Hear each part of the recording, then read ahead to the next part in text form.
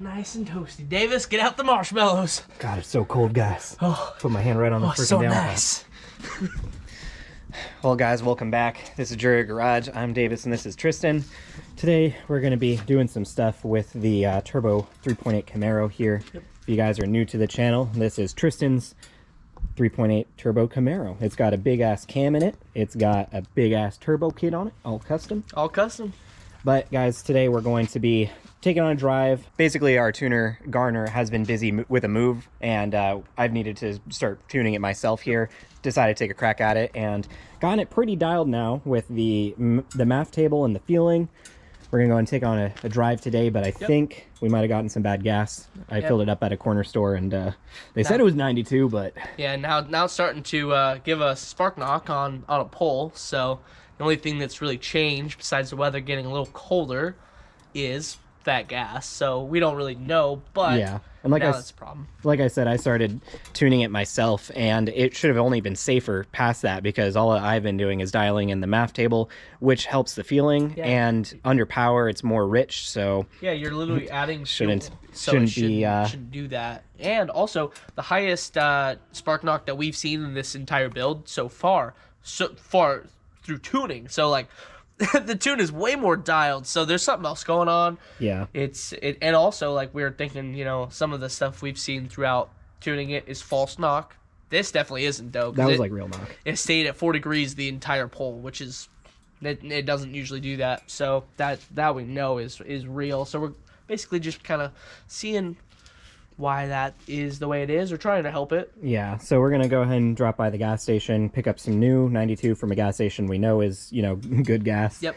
And also probably pick up some octane booster, some VP Racing octane booster. That stuff is good stuff. We usually buy it when we're going to the track, but that might just help treat the bad gas, or maybe we got some 87 by mistake. I mean, Davis literally asked them. Yeah, I asked the gas station attendant, and also on the pump it says 92, but it really is just a country store. So yeah, I mean, it is literally like the smallest little store that in town, the littlest gas station. Yeah, who knows what gas they get, and then if they actually got 92 or if they accidentally put 87 in the tank, I don't know. But anyways, that's where we're at. One other thing that I've done since I showed you guys last is our intercooler reservoir. Before, it was just a like a 3/4 inch tube like that with a cap on top. Did not have a lot of capacity. Anytime you shut off the car, it would actually spray the intercooler coolant everywhere. Yep. And we're running it dry, the pump, so that's not what you want at all. So I whipped together this reservoir. We're waiting on a cap from Amazon. I'm going to basically just weld it on. And yeah, this is like a cup and 1/8 capacity of fluid, and it literally holds it perfectly. Get all the air out of the intercooler system, so we know it's running properly, because we were definitely running on it when it was you know, airlocking the pump. Yep. And so I'm glad, Davis, that you looked at it closer. But yeah, this cap is just here for now, but this is actually a grommet out of Vince's firewall, so that's cool. Like, I'm pretty sure I have the exact same grommet in my firewall. It would be right over there. Yeah, so that's kind of funny. We're just reusing some stuff. It's just perfect fit. Yeah, so can't wait until that's actually like capped off like that. You know, nicer. I like the pump is like right there. Yep. I've also been thinking about relocating the pump over there. That might be a good idea. Just so it's like feeding from the heat exchanger to it, and it has to force the water through. Pulls it out in the heat exchanger, not pushing it through. Rather than sucking it through. Like, it pushes it through rather than sucking it. Gotcha. Yep. That might be better.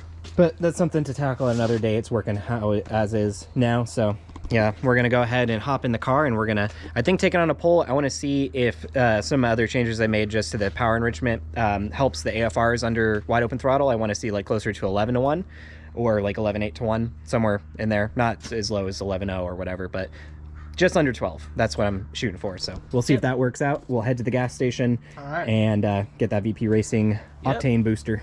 And then one of the last little things that we're working on is like the belt is squeaking like mad. Like mad, guys. And so we just need a different harmonic balancer.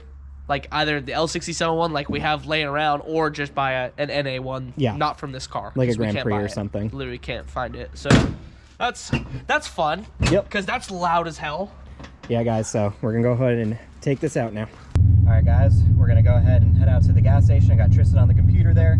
we're gonna take like a quick rip real fast just so I can make sure the AFRs are where we want it to be under wide open throttle. He's gonna tell me if he sees any knock retard. I'm just gonna let off, but we're gonna see how that does. All right, guys, I'm gonna go for second gear pull here and just watch the AFR. All right. Nah, it's still the same. Didn't see any KR though. I saw like 0.4. Okay, so not much nothing, KR. Yep. Nothing to really be worried about. What was your RPMs? How high did you go? Let's try in second gear. I wanted to go into second gear pull again, but didn't like that. Even look at the AFRs, like they're good right there. Some of the other gears are getting a little lean. I might go back and the last tune that I had set up, the AFRs while cruising were really good. I just added more fuel enrichment and then made some minor changes from that log, so I might revert back to the old tune and then just mess with the power enrichment and then go from there. Not a bad idea. Because I knew the last one was good. So you're saying the cruising was better, but yeah, powered. Okay. So like anybody behind me? Nope, not really. Not Alright, gonna matter. well, I'm gonna go in third gear. Alright. Oh, that's really stop. Okay. That was really rich. That went up to like 5 to 6 KR. Really? Damn. Okay, that was 5 to 6 KR, but I was watching this and it got to like 9 to 1 AFR, so it got really rich. Why? I don't see why would it have a bunch of? It has to be. Has to be bad gas. It needs higher octane. Yep. Well, yeah, like it gets way more gas. Boom, fucking 5 to 6 KR. That just shouldn't do that. No, it shouldn't. That's not good, guys. Get your gas from a reputable place. Like, I like that corner store, but yeah. I guess their gas sucks. Try it again. Let me slow down a little bit. AFR was a little bit better. It was like 12.6. I only saw 0.4 KR that time. So why when you downshifted did it go so high? I don't know. That's really weird. I wonder if that was real. AFR was horrible when you saw that KR though, so I couldn't tell you. Oh, we messed with the IAC. We gotta tap it again. Oh goodness, that's such a stupid. We should have gotten a new one. I know. Forgot to get a new one. That's what I was. It's been bugging me. I was like, I knew something was up. I had forgotten. Do we have Debato? I think so. Okay. God, listen, guys. Right at 2K. Yep. Flipping the throttle did not help it.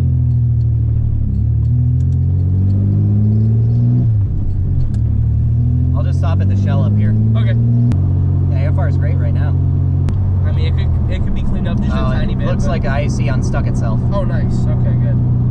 Gotta get that thing replaced. Yeah, need a genuine AC Delco. Or the Delphi.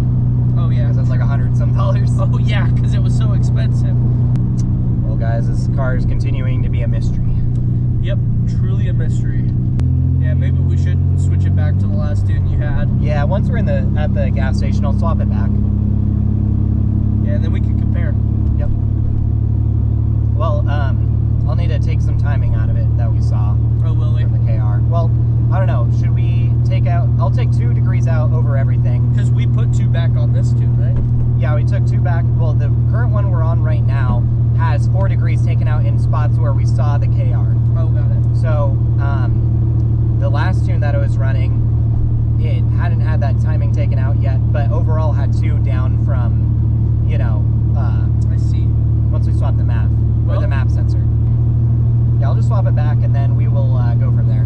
Okay. New gas, VP racing, shit. That'll probably go a long way of helping. Yeah, if we still see knock after that, then I don't know what to believe. Maybe we should get the good fuel and stay on this tune. No VP racing? No, maybe we should get that too, but maybe we should stay on this tune. Oh, see yeah. if those actually helped at all. That's true. Well, I still think the cruising around AFRs were better in the old one. Yeah, it definitely was. So, yep. It shouldn't be idling at 12.5 right now. Yeah, or 1200 What does the IAC RPM. say? It says 0. It says it's closed. Yeah, it didn't do this on the last tune, so Yeah, I'll swap it back. Okay, it's getting like 12.5, 12.7 Commanding. AFR. It's commanding 16 AFR right now, but it's nowhere near that. Yeah, that's not right. Your injector's stuck open. Doubt that though.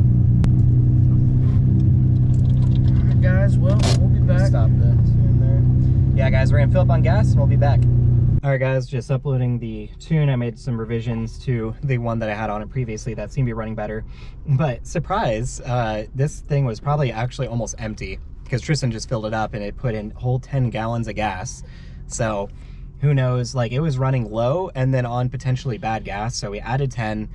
We might skip the VP Racing octane booster. We're just gonna drive it around and see if we're able to replicate that same knock. And if we don't, then we're not going to add VP Racing stuff because that might affect how we're going to tune it, like depending on like knock we're seeing, because once it's out of the system, we might have tuned it on something that was way more higher octane. Yeah. And so we'd rather not introduce that if we don't need to. So just put that old tune back on. I just adjusted the power enrichment even more, and then I took 2 degrees out everything timing wise. So we're gonna let the car heat up back a little bit and then start data logging, and we're gonna take on another rip and see if we're able to, you know, get better results this time. All right, guys, we'll be back. Yep. Yeah, how dark it gets now. 3:45, and it's like getting dark out. Yep, true. What the hell?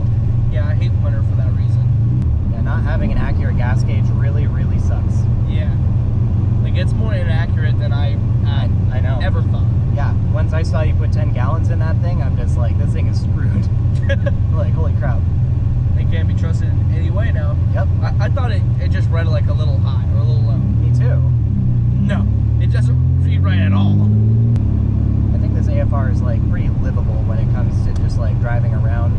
Like, I mean, it does vary by like 1 point up and down. Yeah. Probably more driving will fix that, but it's getting pretty close. I wish it would just teach itself. Yeah, I know. That'd be really nice. How is that too much to ask for? Just learn, bitch. What do I have to tell it? Yeah, guys, join us as a member down below. Support our channel. We can get a Holly, then we don't even have to bother with tuning this thing. Sounds really nice. Please, guys. Oh yeah, guys, we're next weekend getting gauges for this thing. Well, maybe not next weekend, but within the next couple weeks, we're finally getting a boost gauge, finally getting an oil pressure gauge. Boost controller too. Boost controller, so we can even turn up the boost. Yeah, no more wondering if that oil pressure gauge is actually real or not. Yep, I mean, since we put the new VR1 2050 in it, it always stays above 60.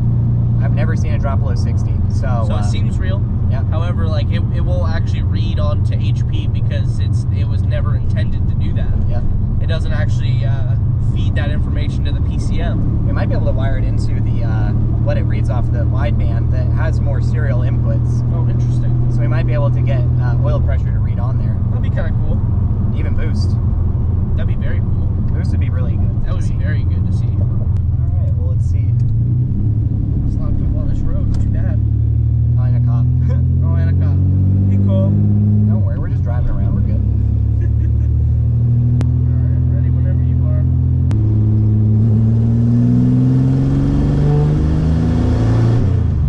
AFR is not where I want it to be. It's like 12.5 still.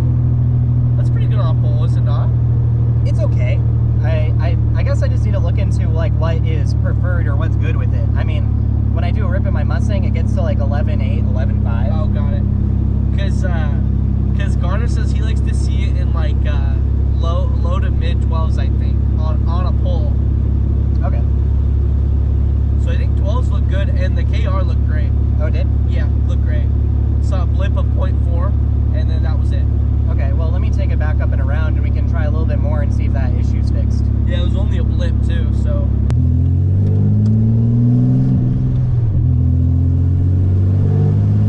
So that was like 9. So right, super rich. Right when it did that, it also went to about 3 degrees of KR. It got super rich, and then we saw tons of KR. Like that was like 9 to 10. That's weird that it would blip to 9 to 10. What's happening when we're hitting 9 to 10? Because power enrichment comes on and does not get that rich. I don't know why it does that. It makes no sense to me.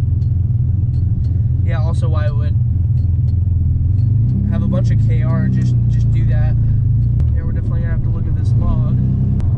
And I don't know if this is true, but we probably have some of the lowest IATs that we've ever had. Yeah. So why would there be knock? Yeah, why would there be knock? Especially when the engine, for some reason, is just getting flooded with fuel. Yeah, only when we see it get flooded with fuel. And why does it get flooded with fuel? Because any other time, like when we were just doing that third gear pull, it was 12.5 the entire time.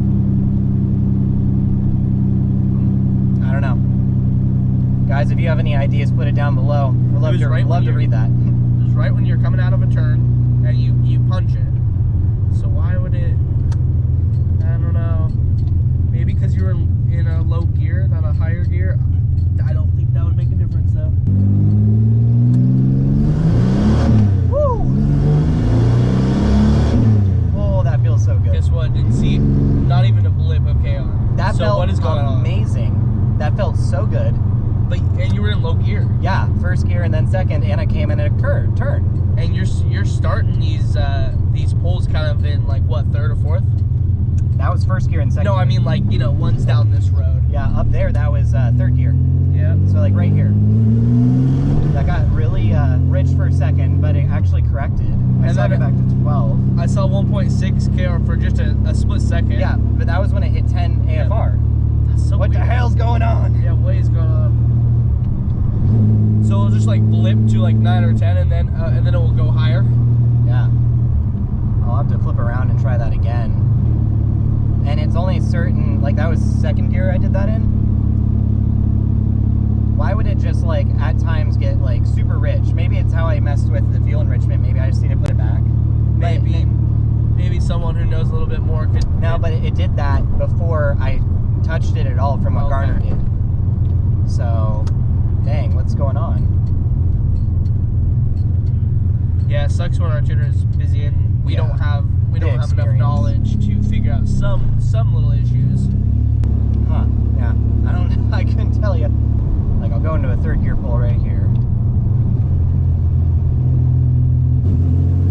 Yeah, right there. Probably tons of KR. It hit 9. Actually, no. It did see a degree, but it wasn't like. No, I got out of it though.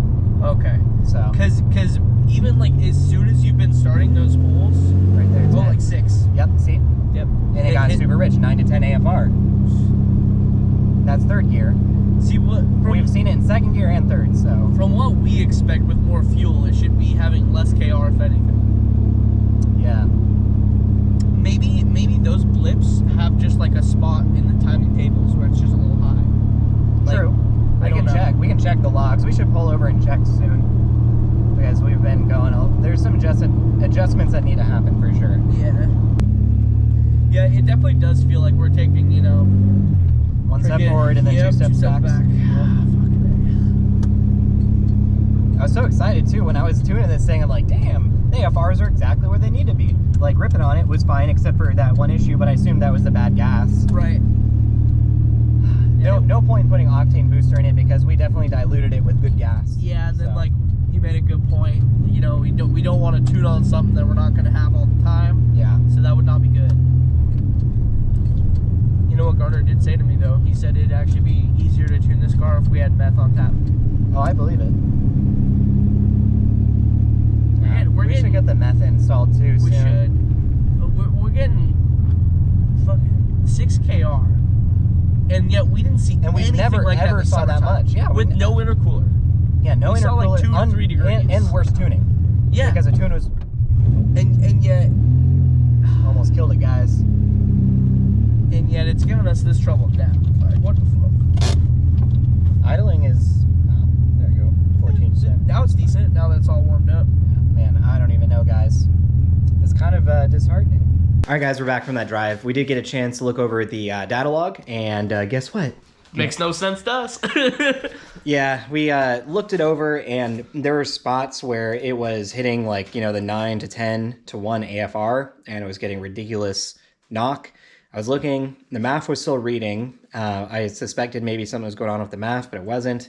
It wasn't power enrichment, but the other times where we're only hitting 12.6 to 1, it was also in power enrichment, so I don't know why there'd be a deviation between that other than the RPM that the car was at, because there is RPM adder for it, Garner set. So I did go back and just set the base power enrichment back to what he originally had it set for, and we're going to go from there, see how that works.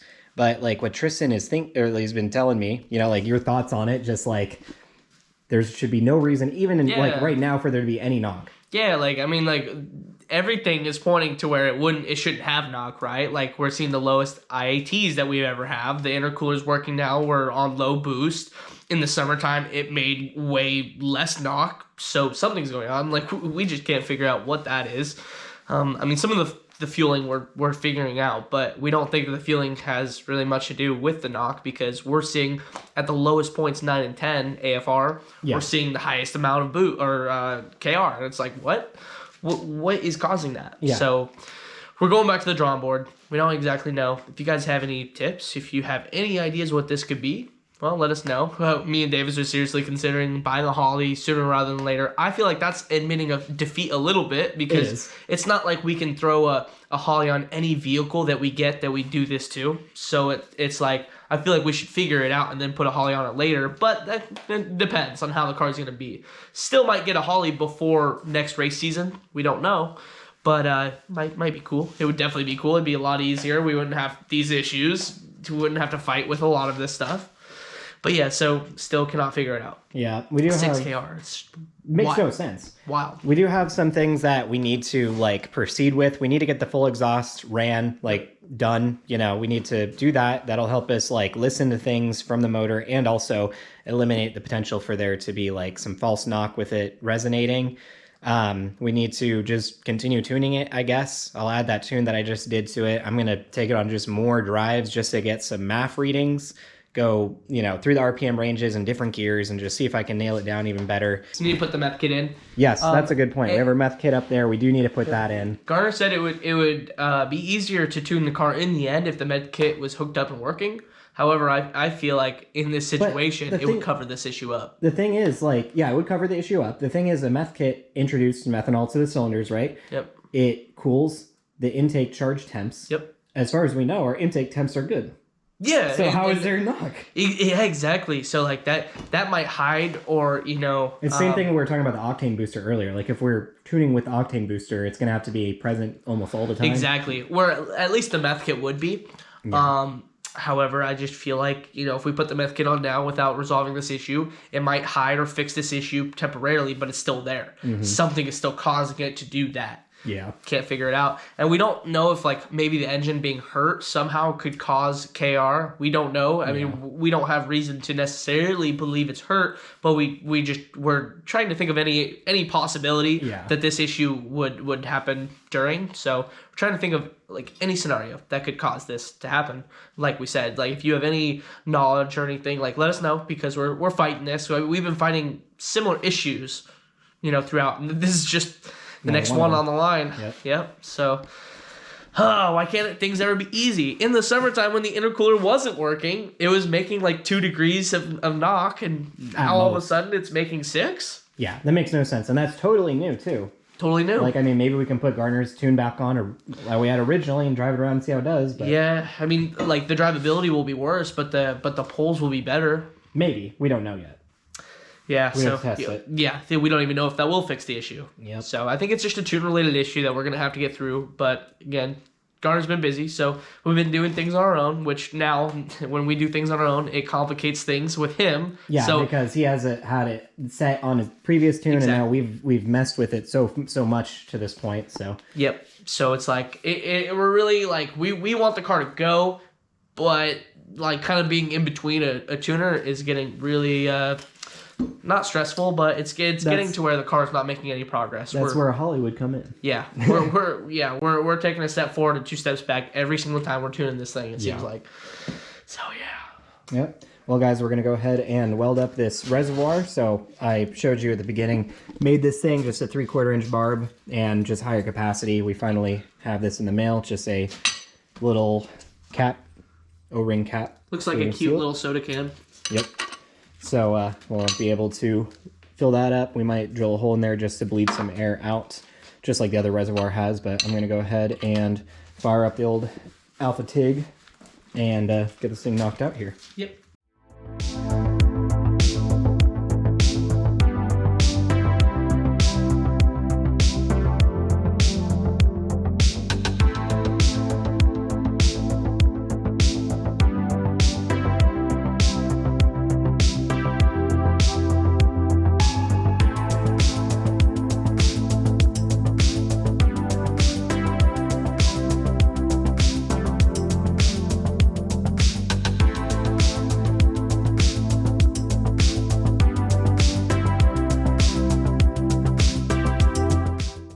All right, guys, we're back. Unfortunately, I forgot to continue recording after I popped the fuse. Basically, I had the welder going to 120 from this, and it popped. I needed a bit higher amperage to weld the thick cap aluminum, so I got the actual 240 out. So yeah, just finished that up. Looks nice. I cleaned it up with some acetone, and I cooled it down with some water. But yeah, it's just a nice little reservoir for an intercooler. So if you guys are interested in one of these, $100, I'll make one. Because you definitely want, you know, something nice like this. But that's actually a good deal considering. If you have ever looked for like an intercooler reservoir online, these things are like ridiculously expensive for something that has a 3/4 inch barb on it. Everything, like the only other one that I'm aware of that does it is Edelbrock, and I think it's like $150 for that thing. So $100 for this deal. There you go. Yeah, easy peasy. Aluminum, doesn't leak. We're gonna go ahead and throw this back on. We're gonna throw the tune on the car. I don't know if we're gonna go on another drive, but you know, we know where we're at basically. So this will be good for the intercooler system. Be final, you know, chef's kiss on the thing. You know, little final piece to the puzzle until we get the upgraded 2.0, you know, intercooler system. We're gonna go for bigger lines. Bigger everything, bigger pump. I guess the heat exchanger is as big as we can get it. So chop off the inlet or outlet for the intercooler. Put inch, you know. Yeah. The inch lines on that. But I mean, why go to all that trouble when IETs are so low? And it's still knocking. God damn it, guys.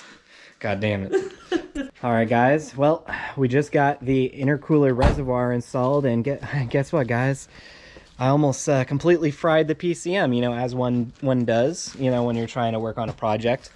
I was using HP, and halfway through, erase the tune, uploading the new tune, blue screen. My computer just like shut off.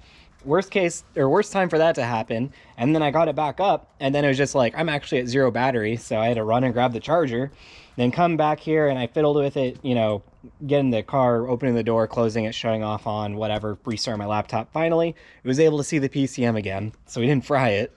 But yeah, it was running. We were just giving it some time to run the intercooler pump, and you see it's a little frothy in there because all the air bubbles. It's almost up to the level, so that's good. Yep. And before, it would eject everything. Yeah, now it doesn't do that. Yeah, so I measured the tube that came off of it, and its capacity was like 1/8 of a cup, and this is a cup and 1/8. So we added a whole cup of, you know, capacity to it. So there's no way this will run dry. It'll always have abundance of fluid to the pump. So that fixes that. And the welding, not the best, but you know, it's good. It's custom. Yeah, it's workable.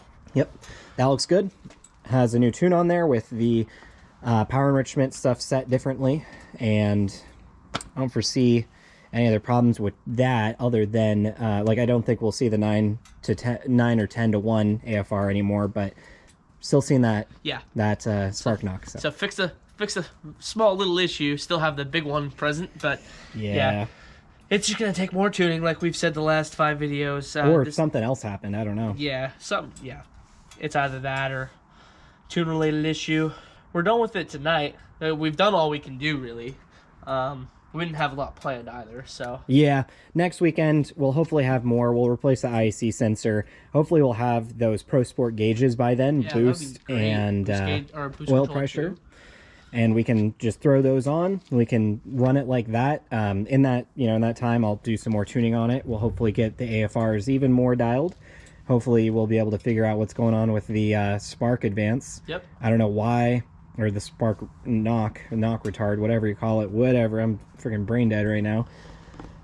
I don't know what's causing that. So again, if you guys know, put it in the comments down below, and that'll definitely help us out. If you've tuned these things before, or if you want to support us, join us as a member down below. We'll buy a Holly for it.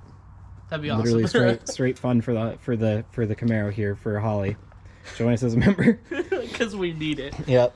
But yeah, that's gonna do it for today, guys. Thanks for watching. I hope you liked that building the Camaro in 13-minute video. It was really fun to make. God, that was such a great video. It was a great video, and I got to see, you know, like us for you know, 2 years how far we've come with, you know, what we do. We're still, you know, not even getting this thing running well after 3 years. So if you haven't seen it, check that video out. Davis went through a lot of effort to make that video. It's awesome. Go through years of footage, tons of stuff. I go through like 6 different hard drives to get everything. Wow. It was fun to make, and I definitely want to do more of those. So if you guys have any ideas for videos, definitely put them down below and I'll consider that. But that's going to do it. Be sure to leave a like, subscribe, and we'll see you next time.